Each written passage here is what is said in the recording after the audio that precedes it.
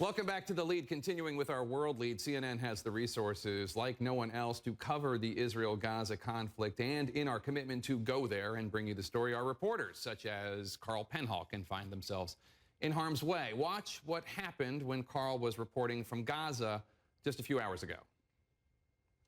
Poppy, you would have seen the same. That was not the only close call for Carl and his crew in the last 24 hours, and Carl Penhall joins us now live from Gaza City. Carl, you're seeing F-16s flying overhead right now? Absolutely. We have seen a number of F-16s flying overhead, and the reason I can tell is because as they go, they're pumping out decoy flares on either side of the plane. That is because they clearly fear that Gaza militants on the ground may have some kind of surface-to-air missile that could potentially bring them down, and they're trying to avoid that. But they are taking relatively low runs over the city. We haven't heard any close quarters bombing so far, but in the course of the afternoon, we saw them in action over across the eastern border. They were dropping massive 2,000-pound bunker buster bombs down there. I would guess, although we had no confirmation, that they were trying to destroy some kind of tunnel complex across there, Jake. And Israel has been claiming that some of the strikes in Gaza are actually botched Hamas rocket launches. We're going to hold on 1 second. Well, you okay there? Yeah, just listen. Sorry I stopped you there, but again, that was one of those F-16 fighter bombers on a pretty low run over the skies of Gaza City.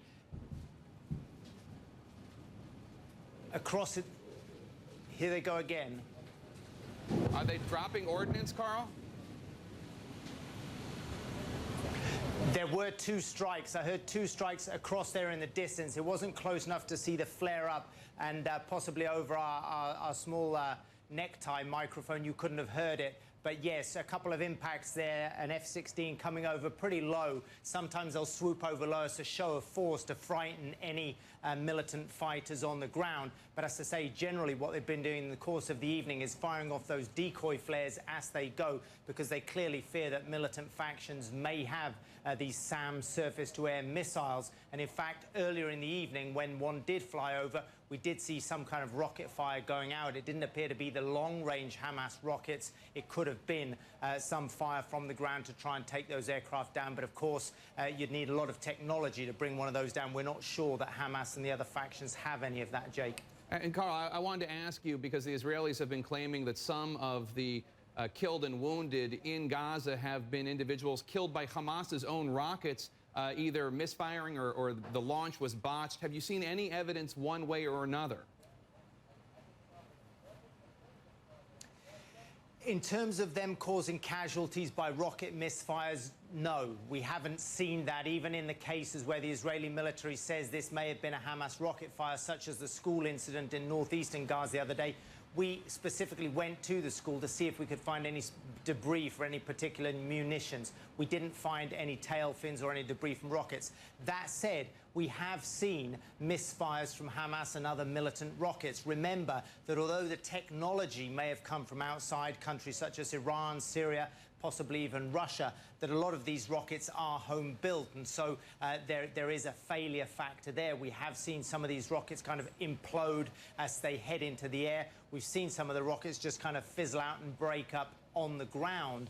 So there are misfires. Somebody suggested, are they getting to the bottom of their barrel? Are they running out of an estimated arsenal of 10,000 rockets, or they still seem to be firing them off pretty regularly towards Israel? But I think something in the inbuilt technology sometimes, and generally, these rockets have been working in their terms very well, but we have seen misfires, but we haven't seen casualties caused by that with my own eyes, so I can't tell you in terms of eyes and ears on that. It would seem logical that if there are misfires, the debris is going to fall somewhere, and if you have debris falling out of the sky from a height, that's going to cause some damage.